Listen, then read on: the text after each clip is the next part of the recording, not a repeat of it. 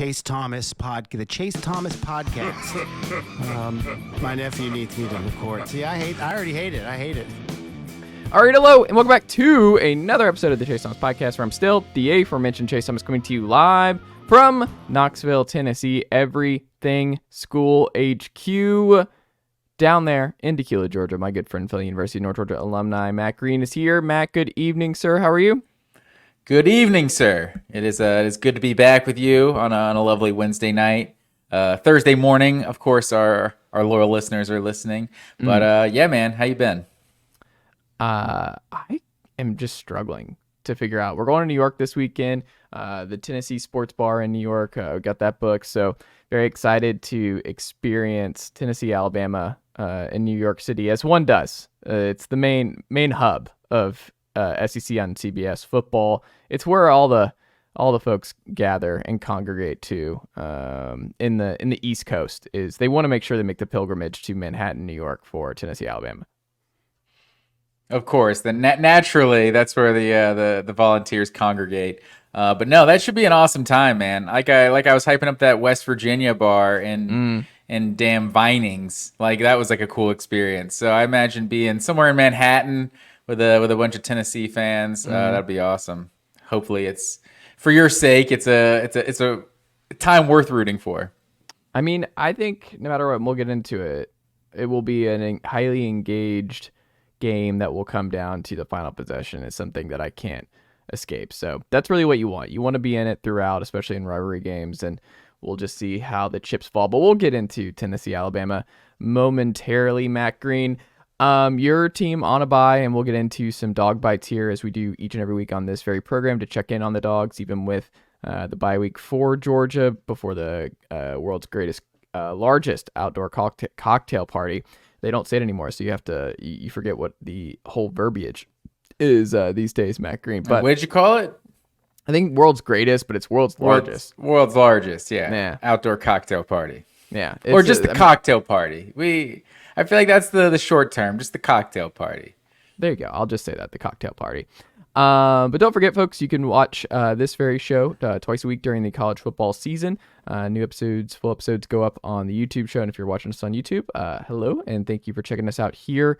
YouTube.com/Chase Thomas Podcast. Like and subscribe, and like this video, comment what you think about the show in this particular episode, all that good stuff. But new episodes go up on your preferred podcast player, Apple, Spotify, all that good stuff, and everywhere else on Mondays and Thursdays for the preview and recap shows each week. Check us out, ChaseThomasPodcast.com. Full episodes, all that good stuff there.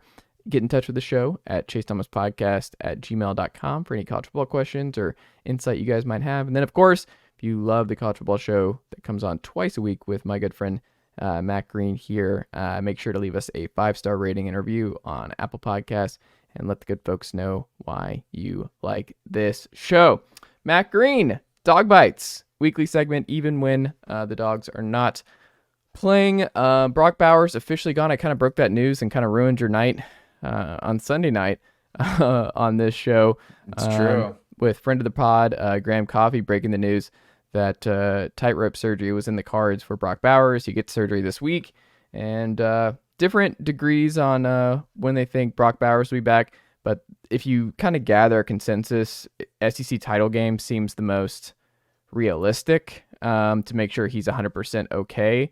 I guess you could maybe say Georgia Tech.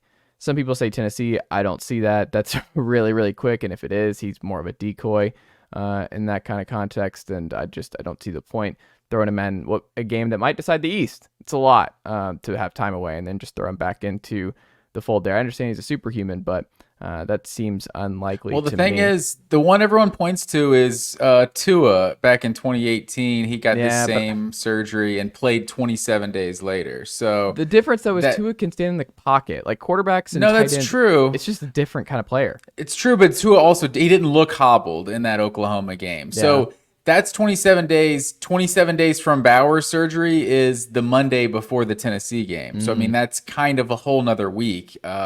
Maybe, what is that, 31 days or so. So I think there is a chance the Tennessee game, he does come back because, I mean, that is a super important game. It's one thing to have a schedule where it's like, we can if we need Bowers, we'll play him, but we can beat all these teams without him. It's like Georgia's getting into the toughest part of the schedule. So, I mean, I think you're going to want him to get back as soon as possible. It's not like you can just go through the motions and knock off a couple cupcakes. No, and I agree. I mean, I just think as someone who watched Cedric Tillman try and fight back from tightrope surgery last year, he missed about a month, and he just wasn't the same from then on out. Like, he fought, and you just didn't know what he was doing, and his like what he was in the Pitt game, where the 13 catches, whatever, he obviously the game winner as well. You never really saw that the rest of the way when he got hurt in the Akron game. I think it was my wedding night, actually, that he got hurt, and he was just not same kind of injury too, like falling out of bounds and gets hit low, and you didn't think it was a big deal, and then you find out it actually was a sneaky big deal. I don't know. I just think that's more of a comp to me than Tua, just because Cedric was a huge dude, wide out, blocked really well, was a great blocker. Brock Bowers, obviously a great blocker, having to use his physicality. I have a hard time believing Bowers will be okay in the month and you'll be able to go full go, and it's worth it to throw him out. I understand like he's important. No. He's 25% of the production for Carson Beck through the air to this point, just from Brock Bowers alone. But if you're Georgia, you're the two-time defending national champions. I understand you have the undefeated streak that you're going for, and Tennessee will be the game that may ultimately decide if you break the streak for Georgia.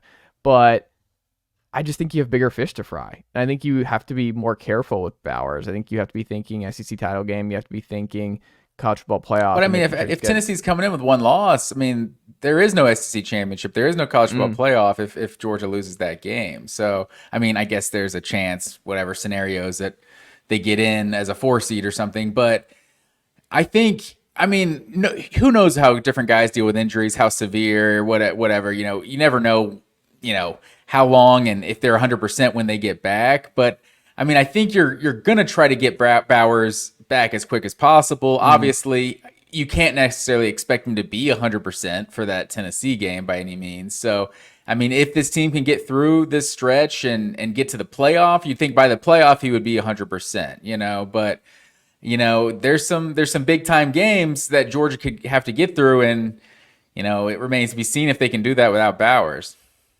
We'll see. How much do you think the offense is going to change? And you get 2 weeks before Florida. How do you think, if you had to guess based on what you've seen thus far, how do you think Bobo is going to use these 2 weeks to adjust? And how does this also relate to having to adjust without Jalen Carter last year, maybe 2 years ago with George Pickens, and seeing how Kirby and company handled losing their best offensive player for a little bit of time? Well, and A.D. Mitchell last year, too. It's like basically the best receiver has been hurt. Who you anticipated to be the leading receiver in 2021 and 2022 preseason got injured and basically missed the whole season both times until the very end. Luckily, but for both of those guys, they were healthy for the stretch run for Georgia and were able to be a factor. A.D. Mitchell probably more than Pickens, but Bowers has obviously played half the entire season to this point, so he'll have half the season under his belt, play way more than those guys did. But yeah, I mean, I think this is probably the best part, like the silver lining of the whole Bowers injury, that it came on the week of the bye week, so that Georgia's got 2 weeks to figure out how they want to attack offenses, and it's probably not an advantage to Florida getting 2 weeks to prepare, and you might see a completely different look from this Georgia offense without Bowers, and maybe it's easier to defend because the best player in college football isn't in it. But I think you have to change something, because there's not just some other tight end out there that you're gonna like bring into the backfield and you're just gonna throw screen passes to and just do all these things just to get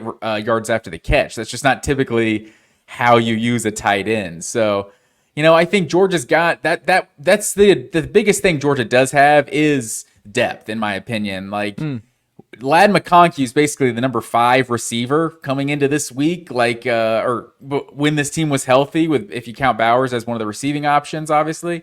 But you got Ra Thomas, you got Dominic Lovett. Like, these guys haven't put up huge numbers, but it's because they're the number 2 and 3 options in this offense, or maybe even number 4 with Roseby Jack-Saint as well. So I think this team is really deep at the wide receiver position, and obviously McConkey's healthy. Arian Smith, everyone was waiting for him to break out, but you got to be able to catch the ball if you're going to break out as a wide receiver. And I don't know, I'm not sure if this guy can catch the ball. So they're going to have to hand it to him, let him just run 100 yards if he's going to make an impact. But obviously, you saw what he did in that Ohio State game in the playoff last year, but it's kind of his one-hit wonder. But I think this team's got a lot of options, but without Bowers, I mean, Carson Beck, I think, has looked really good. And I as good as Bowers has been, I don't feel like it's been like one of these offenses like, oh, what do? Just throw it up to Calvin Johnson, throw it up to the best player, and he'll just make a play. You know what I mean? It feels like all of Bowers' plays are kind of within the offense, if that makes sense. Like, it's not like they're having to Beck's just having to hope and pray, oh, every time it's a good play, it's because Bowers made an insane play. You know, it's like this offense has been working on schedule, and Rosemy Jack Saint's been making some big plays in the passing game, Ra Thomas. So I think Georgia should be able to beat every team on their schedule, minus maybe Tennessee without Bowers. Like, to that point, like, we're hoping we get Bowers by that point, so we won't have to see. But, I mean, there's definitely a chance Georgia can still run the table with this schedule without Bowers because Carson Beck is one of the better quarterbacks in the SEC, and this defense is still, like, while it might not be up to Georgia standards, like, this team is still the number one defense in the SEC this year. So it's kind of the different level that Georgia's being judged on, that, like, this defense seems suspect, but maybe they're just number one this year and not, like, a historically great defense like they've been the last couple of years. I like it. Matt Green, college football. What week are we in now, Matt Green? Week 8. Time flies, sir. Goodness gracious. Well, before we get into our week 8 pick'em, sir, what can the good folks check back in just to make sure that they are on the same page as you and I are as to who is the college football expert on this show for back-to-back seasons as it stands right now? Right now, you would be in first place if that's what you are asking in a roundabout way. You are 55-22 overall to my 49-28 record. And then you are 46-28-3 against the spread this year, sir. Killing it. 59.7%. I am at 41-33-3, just 53.2%. Still above 500, you know. So that's what we're going for. But yeah, you're looking good. 6 game lead overall, 5 game lead against the spread. Going for it. And then what are you, Mississippi State of this podcast? Just trying to get a bowl. Oh, I'm saying against the spread. If you're winning more than you're losing against the spread, that's all you can ask for, sir. Okay. I mean, and then Zeus on the season, 7-2, home dogs of the week. So we'll see if Zeus can get the people another win this week. Shout out to Zeus. How's the ACL? Doing good, man. His hips are looking great. He's hanging in there. There you go. Love to see it. We love Zeus and Maddox and Khaleesi on this podcast. Very good dog podcast each and every week, sir. Where are we going first, Matt Green? Where you want to start it? You want to start it with the big game in the South or the big game in the North? I think we start with the South. I think people want to know where we are at with Bama and Tennessee. We want to go in the South. So let's go to the third Saturday in October, sir. Tennessee Volunteers won this game a year ago, as we all remember. Alabama Crimson Tide are a 9.5-point favorite in this one. Tennessee has not won in Tuscaloosa since 2003, sir. It has been a while. The Phil Fulmer era. How are they going to get it done in Tuscaloosa on Saturday? Been going back and forth on this. And look, this was a long time coming last year in terms of when the last time Tennessee was going to beat Alabama. It's obviously been a very dominated rivalry in favor of the Crimson Tide of late. But if you go back through the history of this rivalry, what have you noticed, Matt Green? Before 2007, Tennessee. Then it's Alabama in 2005. But then 2004, Tennessee. 2003, Tennessee. 2002 was Bama. A lot of streaks, is that what you're saying? A lot of streaks. This is a streaky rivalry where one side gets going and then they have control of this thing for a pretty good while. Was last year the start of a new streak for Tennessee? Is that where we're at? Here's the thing. If I'm going to predict that Alabama's going 9-3 before the year, that Alabama By the way, folks. I think you said 8-4. By the way, No, I said 9-3. You said 8-4 was on the table. I said 8-4. You said 8-4, and he's retiring. It still very much might be in the cards. Although I am leaning more. We got receipts. Well, look, 9-3, 8-4. Who's to say? With all that being said, when I think about this and the 9-3, the 8-4 stuff, Iowa winning more regular season games than Alabama this year, which is very much in play, and I think very much might happen still. The one-loss Hawkeyes finding ways to win, getting the dub against Wisconsin last week, and I called them an Iowa-type team this year. Tommy Rees is not a good offensive coordinator. Alabama is not the Alabama of old. They have one loss. They really played with their food again last week against Arkansas at home.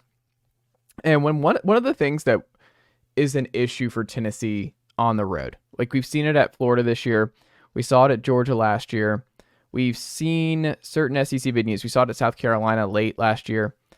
Tennessee struggles with hard, crazy crowd noise in road SEC environments in the Hype Bowl era. We've seen it. Do you know who has a sleepy crowd, Matt Green? Who no one ever says, man, going into Tuscaloosa, couldn't hear the snap count. It was tough walking into Bryant-Denny. Oh, man. Are you Eric Angin it right now? It's not Eric Angin because Georgia has more potential. I don't think Bama has it. Like Chris Marler's on it, talking about it on Twitter and stuff, where it's like the crowd, I mean, it wasn't that lit. You didn't hear Texas going into Tuscaloosa. They weren't really fazed by that environment in the afternoon.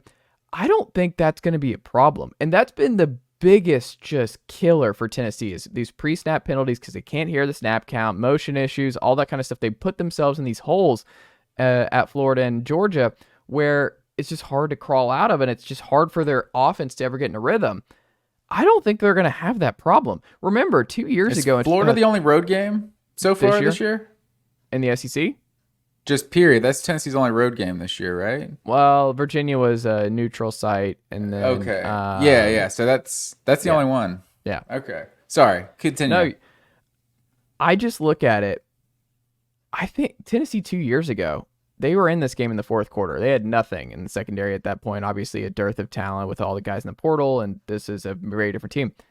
Tennessee is loaded on defense, especially on the defensive line. Alabama's given up the most sacks of any SEC team. James Pierce is the best edge rusher in the SEC right now. Tennessee's defensive line is going to get home. There's no path to Alabama being able to stop Tennessee from sacking Jalen Miller a lot. I don't think this has any way of not being a close game late. I think this is going to be low scoring. I think you're going to see a lot of parallels to what we saw against A&M last weekend.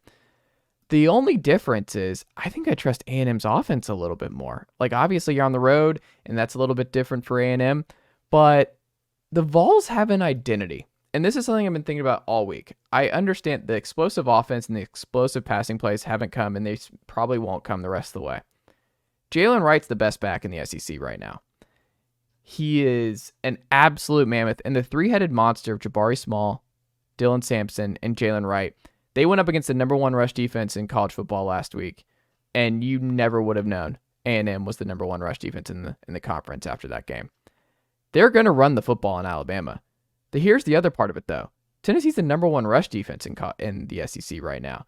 You can't run on Tennessee either. That was the staple last year, and they're just better this year. Bama hasn't been able to run the ball effectively all year long.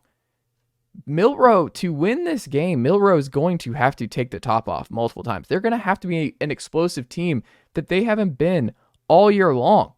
The Vols have more 10-plus yard plays than Alabama this year, which is crazy because when you watch Tennessee, that's just, you would never guess that. But this is not an explosive Bama offense. They're not lighting it up with explosive plays. Everything's, like, if this was at Tennessee this week, I think we'd all just be looking at it. It's like, yeah, Tennessee's just winning back to back. Like, people would be more confident in Tennessee beating Bama at home than they were A&M last week, is my guess. Because I think people saw A&M as a worse matchup for Tennessee. And I agreed with it, where I was spooked a little bit.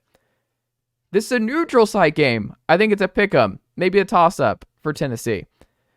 They're getting a little bit of points here, and I understand the points here for Alabama it's just way too high. 9.5 is way too high for this line for Tennessee, Alabama. Yeah, I didn't get that. that kind of spooks me a little bit. All this to say, Matt Green, if Tennessee loses, I don't know how. Is it Joe Milton has the worst game possible? He threw for 100 yards, completed 50% of his passes, and still beat A&M last week. Tennessee knows exactly who they are. Josh Heupel proved to himself and this team that they can win a low-scoring game, his first game ever winning when they scored less than 30 points. He's going to have to do that again. I don't think they're scoring 30 points in Alabama this week. But don't you think Alabama has a lot more experience winning that way than Tennessee does? Sure, but A&M had the players. Like A&M, they had better players than Tennessee last weekend. I just look at it. The things that worry me about Tennessee on the road in the SEC don't worry me against this Bama team this year. This is not the same Bama team. This is a 9-3 team. If I am going to die on that sword, the losses have to come somewhere. They are going to lose to Tennessee and LSU down the stretch here and finish 9-3. It has to happen. This Bama team is not going to the playoff. They're not finishing 11-1, getting to the SEC title game, beating Georgia, and just doing the old Bama stuff. It's not happening. The offensive line's severely flawed. They can't run the football. Jalen Milroe has all kinds of flaws. They don't have the dudes out wide, even though they are better this year than a year ago. I just don't see it, Matt Green. I can't believe I'm doing this, but this is a rivalry of streaks. This is a big game for Tennessee to prove that they are over their road SEC woes, that Heupel can win on the road in the SEC in a significant way. I think Tennessee outright wins this game. I think they run all over Bama. Wow. I think Joe Milton hits 2 explosive plays in this game. I think he gets 2. I think Tennessee wins 24, Alabama 21. All right. Yeah, the what is the over-under on this one is like 48 points, 48 and a half. Definitely take the under on this one. These are 2 of the worst pass offenses in the SEC to this point, but at least Tennessee has that rushing offense. Like Bama's pretty much middle of the road running the ball this year. And like you said, both of these defenses have been really good this year. I will say Georgia is still the number 1 rush defense in the SEC. Tennessee leads in yards per carry. Yeah, that's the main one. But Georgia giving up 91 rushing yards a game. No. We're looking at yards per carry, sir. What are you averaging per carry, Kentucky's sir? at 95 yards a game. So Tennessee's at the 4th in terms of yards per game. But what's happening here? A couple teams are tied right there at 3. Yeah. Kentucky there at 3.1. But Georgia fans not accepting the whole defense. Like you might. Well, I just had to look it up. You're saying the number 1 run defense, and I'm like, they're average. You can 2.98 yards per attempt. You kidding me? No, and that's great, but it's based on yards per game. It's based on yards number per 1 game. stat for rushing defense. It's not important. It's not important. But Georgia is number 1. Oh my goodness. Anywho, but no, you look at these 2 teams, folks. Hey, these are facts. You know, I don't want to mislead the listeners. And we didn't mislead them. 2.9 they're thinking yards. Tennessee's over here giving up the least amount of rushing yards a game. I didn't say that. I said best rushing defense, and they do have the best rushing defense. Like that's the best stat. Is how much are you averaging per rush? 2.98 yards. You're not running on Tennessee right now. It's a solid stat. I'm with you. But when I went back and forth on this game, I'm right there with you because I feel like on a neutral field I might pick Tennessee. This team is flawed, but like you're saying, it feels like they have at least more of an identity because like so much of the rushing production Alabama gets, it's Milroe running around making something happen. Like so, it's not necessarily they're lining up and pounding the rock. You know what I mean? So. But I look at this, do I think Joe Milton can go on the road and get a win? Maybe it's not the most hostile environment, but Alabama fans, it's 3:30, CBS, like they're going to be up for this one. Like it's going to be loud. And I'm not going to Eric Ainge over here and say that Bryant Denny isn't loud. Actually, go ahead and say it. Bryant Denny's not loud. Get the bulletin board material. I mean, it's not a top-tier SEC venue in terms of loudness. So I'm definitely with you. Hold on, but just to be clear, would you put it above Florida? Would you put it above No, Auburn? I'm with you. I think it's middle of the road, but I think middle of the road SEC is still a rowdy, tough place to play. You know? I think it's on the low end. I think just the fact that it's got 90,000 people or whatever. I think they added on. I think it's close to 100. I think that alone, it's like you can you can only be so far down. Like, What's it's going to be louder than Ole the Miss construction or at Vanderbilt Arkansas. or the crowd noise at Alabama? Give me the crowd noise at Alabama. I don't know what to do with that construction. You saw Give me the Dixieland delight all day. But so I'm with you on Tennessee covering. I feel very confident that Alabama's not winning this game by 9. Like, I was shocked when I saw that line. It feels more like a pick'em, to be honest. And I'm going to take Tennessee with to cover the spread. But I think Alabama finds a way to win this game. Honestly, I don't know who I'm rooting for in this game. Like, there's certain games you don't like. You turn on and you're like I feel like I find myself in the pick'em some days. Like, I wish I would have picked them. I'm definitely rooting for them to win. I feel like I'll be rooting for Tennessee to win this game, but I honestly don't know. I don't believe you. There's benefits to both these teams. There's benefits to both these teams losing. So it's really a win-win here if you're a Georgia Bulldog fan enjoying your off week. But I think Alabama's going to find a way. What's that? Where's the family going? Where is Tori, Matt, Mrs., your mom going? Longtime listener of the show. The brothers, are they all going to go with Tennessee? Is anyone going to be on my side this weekend with the dogs off, Matt Green? Or is it a collective family affair that wants to see how this pod goes after a loss? I think just because of you, they might be rooting against Tennessee. But Wow. But I don't know. I could see people going both ways because I think some people, it's like Alabama, like, I just want to see them gone. Like, we need to get that second loss in, and that's the death nail. You know, it's like we can't have this team in the playoff. Every week they survive, it's like they gain more strength. But I think if you're a Georgia fan, just thinking, this goes both ways. Like, I'm going back and forth. You love when you play big time games and the teams you play are ranked higher to make sure your schedule look better and all that, So from that perspective, you want the Tennessee to ranked 10th when Georgia's coming in. It's a big atmosphere. But obviously, if Tennessee loses this game, the game in Knoxville could mean nothing, and Georgia could be coming in as an undefeated team, and Tennessee could have 2 conference losses. So you don't even need to rush Brock Bowers back at that point if that's the scenario you find yourself in. So I think obviously there's benefits to Tennessee losing for Georgia, but whoever roots for Alabama. So, you know what I mean? So I don't know. We'll see. All right, Matt. But yeah, did I say the score? I think 20-17 is the score I'm going with. Okay. Final position. I do think Joe Milton breaks 100 yards though. Let's hope. I think he has to get 200 maybe to win this game. I think he has to be 200, 250. He's never had a 300-yard passing game since he's been a Tennessee starter. Like 10 starts now, never hit 300. Wow. And it's crazy to think with how much I've kind of disrespected Jalen Milroe this year. Like, that's what it honestly comes down for me. Because I think both of these defenses are going to stifle the other offenses for most of this game. Like, I think Alabama, I was questionable of is this defense going to actually be elite? It's been a while since they've been elite. Like, they've been better than I thought they were going to be. Like, I think they are one of the elite defenses in the SEC this year. And I think I trust Jalen Milroe more than Joe Milton. I think that's what it kind of comes down to. Which I understand. I would understand that. Matt Green, where are we going next? Let's go up to North for the national game of the week. We've been waiting for this all season long in the Big Ten. Ohio State hosting Penn State, and Ohio State is a 4.5-point favorite in this one. How do you see this one going? Another tough one, but I don't think as tough as the Vols Bama. 4.5 for Ohio State favorite in this one. I think this is going to be another low-scoring game, Matt Green. I don't think this is going to be a high-octane 38-35 type affair.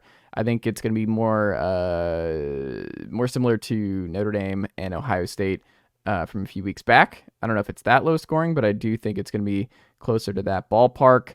In this one, you won't see like a Michigan breakthrough in the second half like we saw last year for the Wolverines when they went back-to-back against the Buckeyes. Here's something to remember whenever people really want to pick against Ohio State in the regular season. Like, everyone always wants to go, is it Iowa this year? Is it Purdue? Is it Michigan again? Whoever. I did the stat a few weeks ago that, just the absurdity of how rare Ohio State regular season losses are. And just really Ohio State losses in general. We know James Franklin's record in these games against top 15 teams. It's not good. He hasn't won consistently in the big ones yet. He also has never had a team this talented as where this Penn State group is. They're in the blue chip ratio. They have talent all across the board. 5-star running back, 5-star quarterback. They have dudes. One of his best defenses he's had. He also has continuity.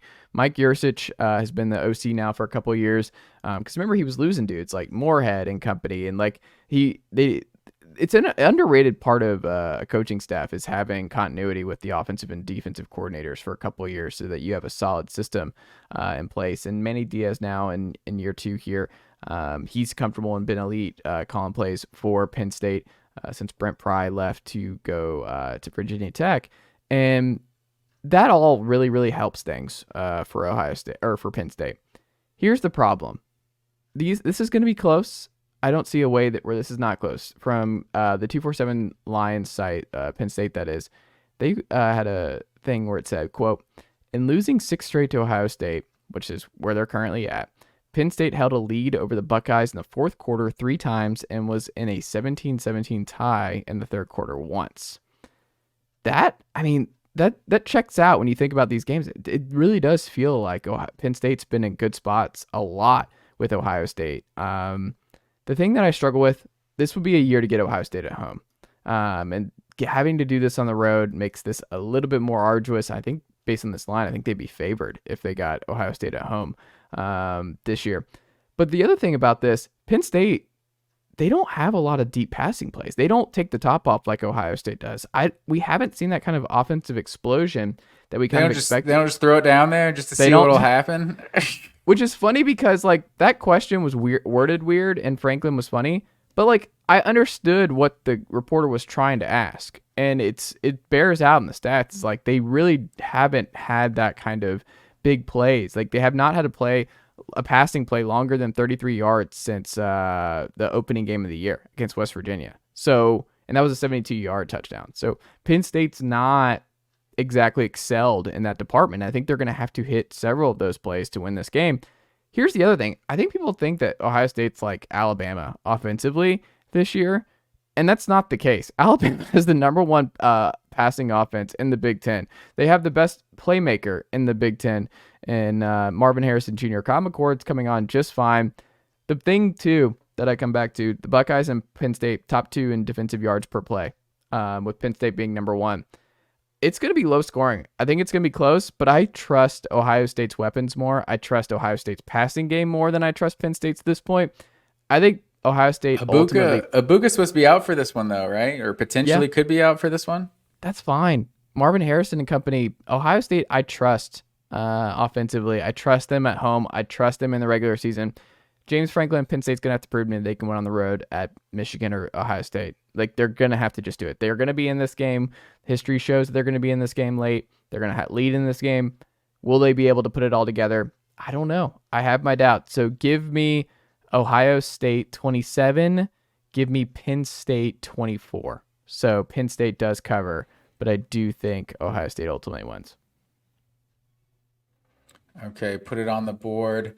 I was going back and forth with this one. Obviously, I like Penn State more than some. I think this could be their year because I think like Kyle McCord, they might be the number 1 pass offense in the SEC, in the Big Ten. But the Big Ten passing offenses have been whack, honestly, this year. So there's not really any good Big Ten passing offenses. Well, hold on. Honestly. The team that they're playing is also in the Big Ten. Like it matters here when you're talking about of Penn course, State, but it's like how much better has their passing offense really been than Penn State's? Like Penn State's got the number 2 offense in the Big Ten right now, right? Like I don't have the stats right in front of me, but 308 yards per game for Ohio State. Penn State's down there like 223. But they also have the number 1 rush offense in the Big Ten. So I think you look at this Penn State defense, number 1 in the country in total defense, number 1 in the country in pass defense, number 2 in points per game allowed, number 2 in the country in sacks, number 3 in the country in run defense, number 1 in the country in havoc rate. Like they've number 2 in the country in turnover differential. Like they haven't played anybody really to this point, but it's like that doesn't mean you're not elite. Like we've seen what Michigan's doing this year. They haven't played anybody, and I would argue that Penn State's been more impressive this year both playing against pretty much inferior competition the whole year. They at least had the win over Iowa. I think that's better than anyone Michigan's played this year. But I really like this Big Ten, this Penn State defense. And you look at Ohio State, 36 points per game. Ohio State, if they do that this season, if they keep that up, that'll be their lowest point total since 2018. Penn State right now is averaging 44 points a game. You know when the last time Penn State averaged 44 points a game? Was it when they won the Big Ten? Never. They've never averaged 44 points a game. I think who's it? That year 94. That's like one of like the best offenses like of all time. 94 Penn State. I think they averaged like 42, 43 points a game or something. Led the country. Kerry Collins, Kajana Carter. They had like 5 first-round picks on that offense or something. But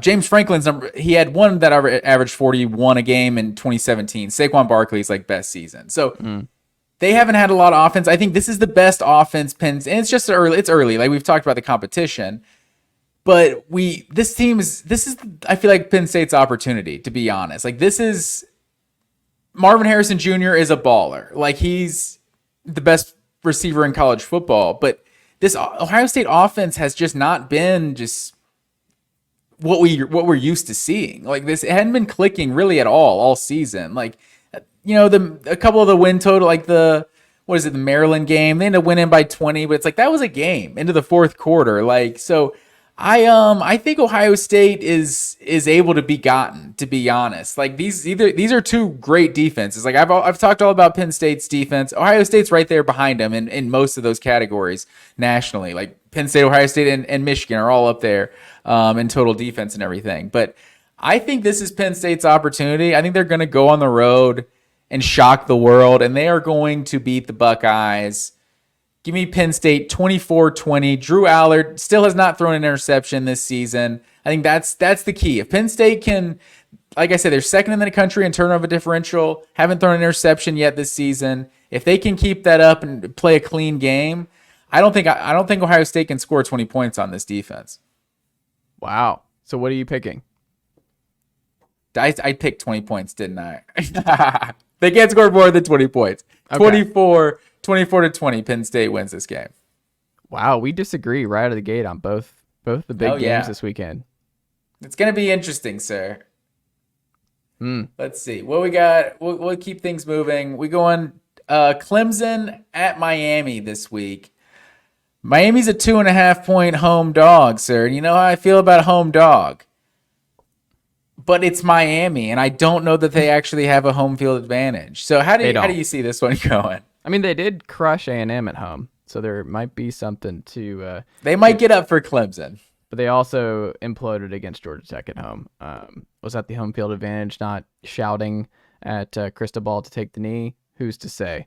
Cristobal's 0-5 at home versus ACC teams. He has yet to win a home game in a year and a half versus an ACC team. Kelly Gramlich on Twitter had this: turnovers have been Clemson's main issue this season. However, Miami has actually committed more turnovers than Clemson this year and has a worse turnover margin. That's never where you want to be, is like Clemson's biggest issue thus far. Miami's actually worse at it. Tyler Van Dyke's banged up in this one. We'll see what he looks like. Dabo, more weird comments about like, hey, I'm glad we're going through these times and to lose a little bit because then we get to see who the real fans are. And you're like, you never want to say, I'm glad we're losing more and not the dynasty's kind of over. Like you never. Or was it? Did he say like we might need to lose a few more games? Yeah. Like to get more people off the bandwagon. And I'm like, that's not really what you want to say. I don't know. I feel like I can understand where Dabo's coming from, right? Because it's like, what did you expect this Clemson team to be this year? I guess I picked them to be in the college football playoffs. So I was going to say, what do you mean? A lot of people thought, yeah. But maybe that was unrealistic. And he's like looking at this team and he's just like, what do you guys expect? This team's average. Like, we'll be fine. You don't say that. You're the coach. Just give us a couple years. Like, we'll be all right. No, there are some jobs you just don't do it. Like Kirby can't come out next year, or Kirby can't lose Brock and be like, look, maybe it's good for us to lose to Tennessee to kind of open up the SEC a little bit more and to show Georgia fans. Like, that's just a crazy thing to say out loud at a school like Clemson and company. Like, that's an insane thing. It's just little old Clemson, though. It's not Georgia. It's just little old Clemson. Yeah, no, that's a ridiculous thing to say out loud. Clemson though against Wake last week, they were not good. 338 yards total, 4.8 yards per play. The offense still just isn't 100%. TigerNet, great Clemson blog, had this on Van Dyke. Van Dyke has only faced pressure on 21.6% of his dropbacks, and he graded 60.9 there on PFF. So he's not good under pressure, and I think Clemson's still got a top 10 defense in the country. That's something that's overlooked. The Clemson defense has never dropped off. The defense is elite still to this point, even with the offensive stuff still not being 100% there. All that to be said, Mario Cristobal still doesn't want a home. Clemson's not losing 3 games before November this year, Matt Green. Can't do it. So give me Clemson 31, Miami 24. Hey, somebody's going to have their third loss after this one. It's true. But I'm kind of with you. I don't feel good about either of these teams. But at the end of the day, I think I'm leaning, I feel like Clemson's making moving in the right direction, whereas I feel like Miami, I'm worried the wheels could start to fall off. I don't even really know. I don't know what this home crowd is really going to do for Miami in this one. I think this is going to be a close one, but I think I'm leaning towards Clemson. Give me Clemson 28-24. Yeah, I think we'll agree on that one. All right, sir. Where are we going next? Keeping it moving to the SEC. Ole Miss goes to the Plains of Jordan-Hare Stadium. Auburn Tigers are a 6-point home dog in this one. How do you see this one going, sir? There are some crazy stats here. I mean, Ole Miss favored by 6. And this is one, hey, that makes sense. Ole Miss is clearly better than Auburn. This is one of those games I was thinking about it, and I'm like, oh, this is just straight up history issue. We're in a history issue right now with this game where Ole Miss should never beat Auburn. Look at it. You have Tommy Tuberville. He left Ole Miss for the better job. Ole Miss coaches, you're always kind of worried. Lane Kiffin flirted with Auburn heavily. It's Ole Miss is kind of like a sneaky stepping stone to. I mean, they do currently have a coach that used to be at Ole Miss. He took a little different route. I mean, yeah, he took a different route, but it was the same kind of thing where this is a bigger job, and it brought him back to the SEC. So I think even Ole Miss fans would say yeah, obviously it's a bigger. We talked about in this podcast, Ole Miss is never winning the SEC. They'll never get to that point. Hugh Freeze had that one recruiting year where oh, maybe, but it's that wasn't even sustainable. It's probably not going to happen. But Lane Kiffin, league coach, we've argued about it. You were extremely disrespectful in how you talked about Lane Kiffin a few weeks back, but we don't have to rehash what you think about Lane Kiffin, who ended up winning a big game right after you went after him against LSU. Did. But that is neither here nor there. This is insane. From the Clarion Ledger, the last time Ole Miss football won consecutive games against Auburn, Nat King Cole's album Unforgettable sat atop the sales charts, and I Love Lucy dominated television screens. From Lane Kiffin, wow.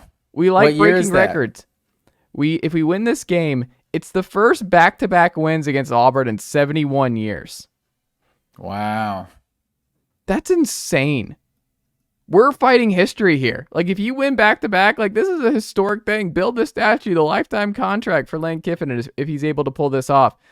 Peyton Thorne is terrible. He's the worst quarterback in the SEC not named Joe Milton. The passing offense is completely broken at Auburn. I don't think they're going to be able to fix it. They're last in explosive plays.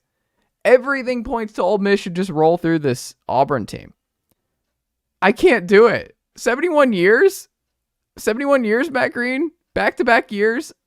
I don't think it's going to happen, and it's so dumb. This is so dumb. But I just think Auburn wins outright. I'm going against every stat that says Ole Miss should win this football game.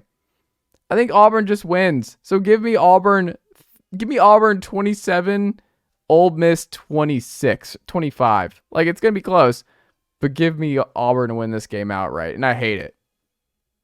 2015 is Ole Miss's only win at Auburn in the last 20 years. So this year, Ole Miss at home is averaging 50.8 points per game. Mm. On the road, they're averaging 23.5 points per game. Mm.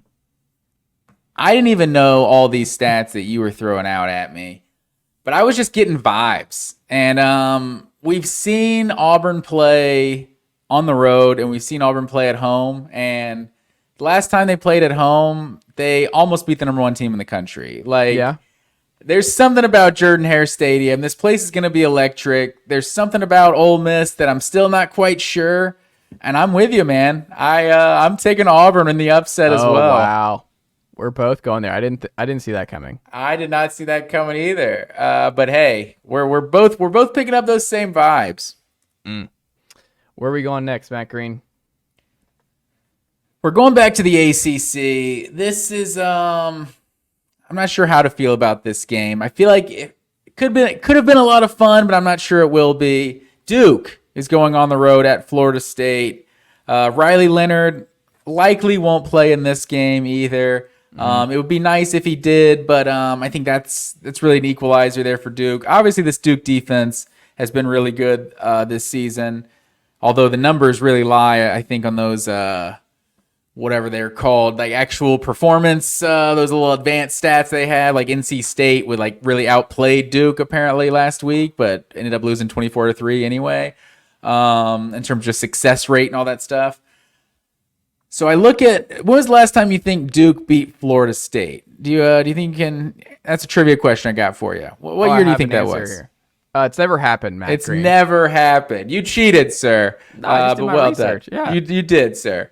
But yeah, no Riley Leonard. They're 0-19 versus Florida State. 13.5. That's a little bit high with how well Duke has played defensively this year. But I'm gonna take Florida State to go on to get it done at home. Give me Florida State. Like, what do I have here? 31-14. Ooh, I'm okay with that. I agree with you. Duke's not winning this game, even if Riley Leonard plays, because it actually looks like he might play, but it's just the ankle injury. He's going to be hobbled. He needs to be able to move in the pocket. He needs to be able to run the football, and I just don't think he's going to be able to do that here. They're running 198 yards every week, and it's 19 in the country, so they'll be able to run on Florida State a little bit. Florida State just smacked the crap out of Syracuse. 41-3 the previous week, and I think there are some similarities between Syracuse and Duke at this point. 20-0 up against Florida State in the ACC here. I don't see it happening. Florida State's going to get challenged. You know my feelings on Florida State. I think North Carolina is a better football team than Florida State, and I think we'll eventually get to that point where Florida State will be exposed, but we're not there yet. Florida State's going to roll here. Give me Florida State 38, Duke 24. All right, put it on the board. Moving on to the Pac-12, Utah Utes going on the road at USC. USC's a 6.5-point home favorite in this one. Lost 3 straight to Utah in this series. Lost twice last year. I'm going back and forth on this one. Cam Rising, he's never going to play. Who knows what's going to happen with this guy? He's going to be day-to-day for 3 months. But I tend to think USC bounces back. It's like you just look at these teams and they're completely opposite. Like Utah comes in with the number 113 scoring offense and the number 5 scoring defense. USC has the number 2 scoring offense and the number 93 scoring defense. So I have no idea really what to expect. Which side of the ball is going to get the better of the other side? I feel like Utah, their defense tends to travel well, but I don't know. I feel like it's the circling the wagons, if you will, coming off the loss. I think USC gets it done. Give me USC 38-30. Isn't it weird? We're just going to keep doing it over and over again because like Utah shouldn't be beating USC that many times in a row. Like that should not be a thing, but it just is. And USC favored by 6.5. I think this is a bad timing game for Utah. Like USC just got the crap kicked out of them by Notre Dame on the road where they really weren't competitive. Like that game was really never in doubt for Notre Dame. They really smacked them from beginning to end. It was 24-6 at the half. Caleb Williams did not even get to 200 yards passing in that one last week. So you had got to be his worst game since he's been at USC. Yeah. Here's what I don't like. Outside of Cam Rising not playing again, the Utes are 8th in the Pac-12 in rushing yards per play. That's an issue. Like when you don't have Cam Rising and you're not even running the ball like in traditional Kyle Whittingham and Ute fashion here, like they're not doing that well. USC's averaging 55 a game at home. They had 20 last week in the loss. They're averaging 50 outside of their losses to this point. It's pretty high. It's pretty like to beat USC, you're going to have to really have an all-time great defensive effort because they walk into 50 points week over week. And I don't think Caleb Williams has back-to-back bad games. And look, I mean, I understand Utah has their number 6 straight, but Brian Barnes. Just three straight. Or 3 straight, excuse me. Bryson Barnes and Nate Johnson, they have 4 passing TDs through 6 games, both of them. Caleb Williams has 23, Mac Green. 23. No Cam Rising. It's a no-go. Even if he's like banged up Cam Rising, they can't run the ball that well, like away from home. None of this screams great news for Utah to me. So give me USC 38, Utah 30. I think they're going to be able to do some stuff just because this USC's defense is terrible and Utah gets up for this one. So give me USC to cover barely. But what was your score again? 38-30. That was literally the exact score I predicted. That's hilarious. Oh, is it? Yeah. Oh, well, there you go. No worries. You look at the teams that are going to give USC a hard time. This just doesn't feel like the team that's going to beat them. Like you get into a shootout. I'm not really sure. Obviously, if you're getting Caleb Williams to throw 3 picks, like you can keep this get down in the teens where Utah probably wants to play it. But like I don't see the way that this game isn't played, up into like USC's held under 30 or anything like that. There you go. Matt Green, where are we going next? Let's go to the Big 12. This was the Big 12 championship a year ago. One of the best games of the season, honestly. And stakes aren't quite as high this year. We got TCU on the road at Kansas State in the Little Apple. Kansas State's a 7.5-point favorite in this one. How do you see it going, sir? Definitely not the same vibe as a year ago. I completely forgot that was the Pac-12 the Big 12 championship game, and Kansas State just quietly won it, and TCU got in, and the rest is history. But kind of a season from hell for both teams because TCU's offense has taken a big drop. The Bryles addition for Riley has not gone great. TCU fans really just not been happy all year long. Needed a backup to save them.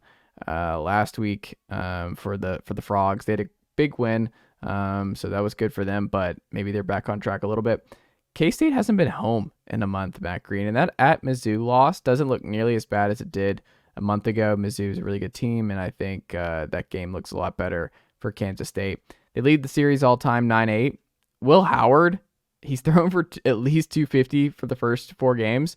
That's the longest ever streak by a Kansas State quarterback ever, which is wild to me. Think about Michael Bishop, Will Robertson and company, Colin Klein, that none of those guys ever did that. But Will Howard setting all kinds of passing records for Chris Kleiman's group here. And they've cooked. Like the Kansas State offense has been good all year long. And the 3-3-5 defense is been great since Kleiman came in 2 years ago. And they're only allowing 21.3 points per game, which is good for 21st in the nation, second in the Big 12, according to Kansas State Athletics. Iowa State's the only one who's better. I like him at home here. I like him to get back after a month away. I don't like how TCU has been up and down all year long. Big win for them last week. I think Kansas State's still a really good team that has a couple losses on their schedule, but I think Kansas State gets back on the right track. Give me the Wildcats to win here. Give me Kansas State 34, TCU 27. So give me TCU to cover, but just barely. Yeah, I'm with you. Last time this TCU team went on the road, they scored 14 points against Iowa State, or maybe more impressive, they gave up 27 points to Iowa State somehow. So I'm not digging how they're going to do against Kansas State. I like this Kansas State offense a lot more, like you're saying. So yeah, I'm with you. Give me Kansas State as well, like a 35-24, something like that. All right, I like it. Where are we going next, Matt Green? Let's go out to the Pac-12. We got Washington State going on the road at Oregon, and Oregon is a 20-point favorite at home. How do you see this one going? Wazoo quietly got absolutely obliterated at home by Arizona last week, like 44-7. Like Arizona, I think Washington State actually scored first, and Arizona State proceeded to score like 44 unanswered and just completely wrecked the Cougs on the road, which was just kind of a wild one. Oregon's not losing 2 straight. They're, I think, still the best team in the Pac-12, even after the loss last week and the last-second missed field goal by Oregon. I think they're the more complete team. I think this is bad timing for Wazoo. Cougs are 10th in passing defense in the Pac-12. Oregon's going to throw all over this group. I think this is another bad matchup, and the wheels kind of continue to fall off for the Cougars here. So give me Oregon to win and cover. Give me Oregon 52, Washington State 20. I think I'm gonna push back a little bit, and I think this is a trap game. The week before the Oregon game was a real trap game, and they overlooked Arizona and got the brakes beaten off them. I don't think Washington State is that bad of a team. So I'm gonna actually take Washington State to cover the spread in this one, but give me Oregon like 41-24, something like that. And Oregon wins easily, but does not cover. Okay. Where are we going next, Matt Green? Let's keeping it moving. Back to the Big 12. We left these two teams for dead a few weeks ago, but they're low key. They're sneaky, as Chase Thomas would love to say. They're sneaky getting back into that Big 12 race. Oklahoma State and West Virginia. West Virginia is a Hail Mary away from being 5-1 right now. So Neil Brown, they were all calling for his job, so they're coming off a heartbreaking loss. But Oklahoma State comes in, plays at this one's at West Virginia, and they're a 3.5-point home favorite. How do you see this one going? Yeah, and they don't even really have that crazy of a schedule after this. Like at UCF, who has the best offense in the conference, but UCF has really struggled in Big 12 play. BYU obviously just got wrecked. They're struggling in Big 12 play at Oklahoma. That's rough. At Baylor, but I mean, like, this is not that bad of a schedule. Like, they won some games they shouldn't. Texas Tech, TCU. I mean, there's some. I don't know. West Virginia. I think they're gonna go bowling, but this is a toss-up for a reason. 3.5. They're the Kings of Kansas for a reason. Matt Green. Oklahoma State back-to-back weeks beating Kansas State and Kansas. Getting back on track here. West Virginia, like you said, they blow it late and just a really boneheaded, dumb ending on Friday night against the Cougs last week. West Virginia is still 12th in Big 12 in offense. It's not like this offense is clicking on all cylinders or anything. Still issues there. Cowboys are 3rd in yards in the Big 12 per game. They're figuring some stuff out with some real questions at quarterback, but big wins against two actually good teams. West Virginia hasn't really beaten anybody of note to this point because Texas Tech is just not what we thought they were going to be. Look, West Virginia won last year. West Virginia has not beaten Oklahoma State back-to-back times back-to-back times in 10 years, sir. 2013, 2014. Not this year, my friend. Oklahoma State outright in Morgantown. I think they're the better team altogether, and a little bit of West Virginia slide is ahead. Give me Oklahoma State 27. Give me West Virginia 20. Oh, sir, have you learned nothing from Morgantown, West Virginia? You don't just go in to Milan-Pusker Stadium and expect a victory. Give me West Virginia. They got the magic. They're at home. Oh, yeah. West Virginia's winning this game. Oh. Give me West Virginia like 27-20. Oh, shoot. What's the spread? 3.5. 3.5. 27-23. Give me West Virginia to win and cover. Okay. For the record, I was about to say 23, but I wanted to make sure it was covering the spread. I knew you were going to pick West Virginia. I don't even know why we had to pretend. You're all in. Man. You love West Virginia. I'm all in on the Mountaineers at home. Give me the Mountaineers every time. Really, still disappointed the JT Daniels relationship didn't work out, But what can you do? What can you do, sir? our last one, or no, second to last one. We'll go back to the SEC. We got Mississippi State at Arkansas. Arkansas is a 6-point home favorite in this one, and I got a stat for you, sir, in this game. These two teams are combined 1-8 against Power 5 competition this season. Arkansas comes in on a 5-game losing streak, and surely, I don't want to call you Shirley, but surely they can't lose 6 in a row. Arkansas, this is such a must win for Arkansas. Like, it's not even funny. Like, I think the Sam Pittman stuff, I don't think is real. Like, I don't think there's real hot seat talk. I don't think it's to this year, but I mean, Mississippi State. Fans are getting. I mean, I don't think they're. I think it's real in terms of next year is it. Like if he's. But this year's not over, is what I'm saying. Like it could be hot seat talk for sure. And I think if you lose to Mississippi State, I think that's how it happens. So I think Arkansas is not as bad as their record looks, and I think they get back in the win column. So give me Arkansas to win and cover. What's the score I chose here? 30. Oh, wow. I don't know if I agree with that score, but I wrote it down. 37-20. I'm going Arkansas. Winning this one easily. I don't believe that. I wrote that down earlier when I was preparing. Maybe 27-20. I mean, it's so weird because they're playing everybody close. They're losing all these one-score games. Yeah. Like Arkansas they're not terrible. KJ Jefferson's having a solid year.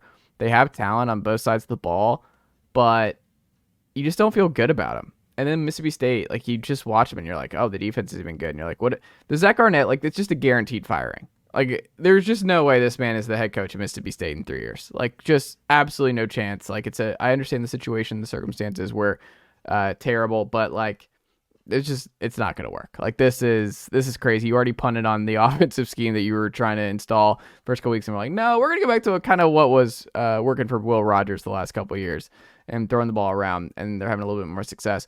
But like, I don't like either of these teams. I don't like the direction of either of these teams where they're going. I think both are headed for really rough waters, even going into next year. I think both are going to end up having new coaches in the next 3 years. But like you said, at some point, one of these one-score games has to go in Arkansas's favor, or it doesn't, because I think I would keep picking against Arkansas. So like your one-score game here, sir, I think if that's the case, Mississippi State's probably winning this game because Arkansas has been extremely unlucky in that regard. So if I'm going to pick Arkansas, they need to win by double digits. So give me Arkansas 34, Mississippi State 20. But I will say, if this was in Starkville, I think I probably would pick Mississippi State outright. Oh, really? I think they should be a better team than Mississippi State. But they're not. I don't know that they are. But let's keep it moving. We do agree a lot this week, by the way. I'll have to look at this at the end. Even some of the disagreements we agree, like against the spread. Our last one of the day, the battle for Columbia. We got the Missouri Tigers hosting the South Carolina Gamecocks. Missouri is a 7-point favorite at home in this one, sir. How do you see this one going? Battle for Columbia. We added this one. I think this is a sneaky, huge game for Shane Beamer. He broke his foot in frustration last week, which never a good look there. 2-4. Still a lot of important games. You got to get to a bowl game. This is a gigantic game for Shane Beamer. You got to get some momentum back. You lose this game, I mean, you're really staring at the bottom of the SEC right now. If you're Shane Beamer in year 3, you got to be careful here that the slide's not too bad for South Carolina and that you get control of this thing because you still have Vanderbilt on the schedule. Like, look, Vanderbilt's spicy. You can't drop the Vanderbilt game. But what I'm saying is like that's right around the corner. So you still got to go to A&M. You got Jacksonville State at home, who's really good. Rich Rod's already got him bowling. Like that's not going to be like a little cakewalk with Jacksonville State. You still got Clemson. You got Kentucky, who's pissed off. That's a Gamecocks battle right there with Jacksonville State. That's right. I think this is huge. 7 points for Mizzou. I like Mizzou. I talked them up here. Mizzou, though, has a letdown look-ahead spot here. After this game, UGA, Tennessee, Florida. Top 3 in the SEC East after this one.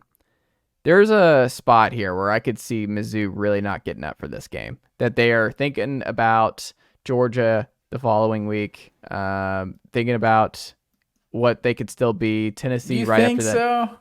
I think there's some to that because I think they're feeling really good.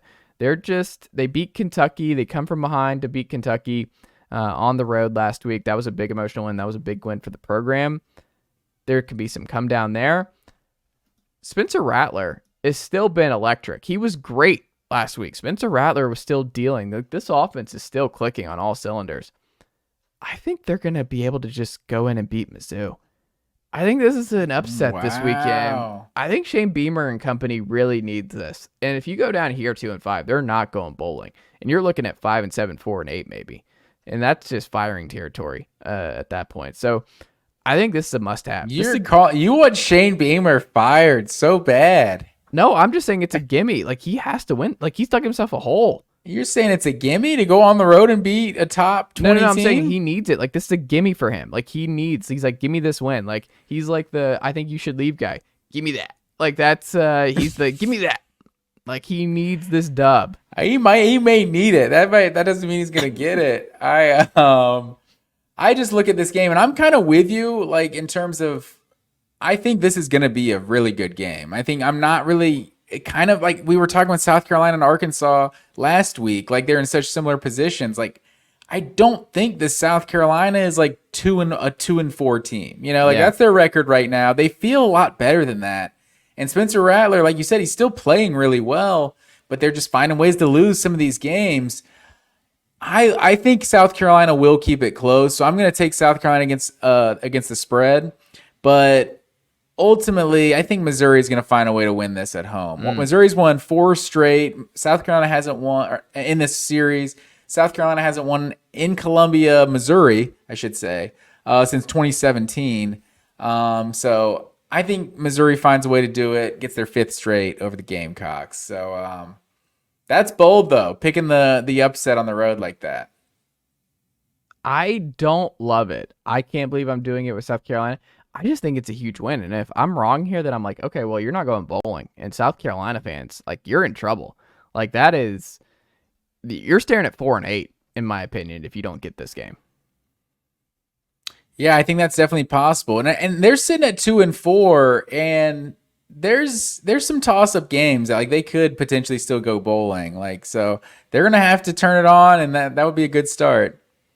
I don't feel great about it. Like, I would not be surprised if Mizzou wins this game. But I will say, folks, the Mizzou record's going to look very different at the end of the year than what it looks like right now.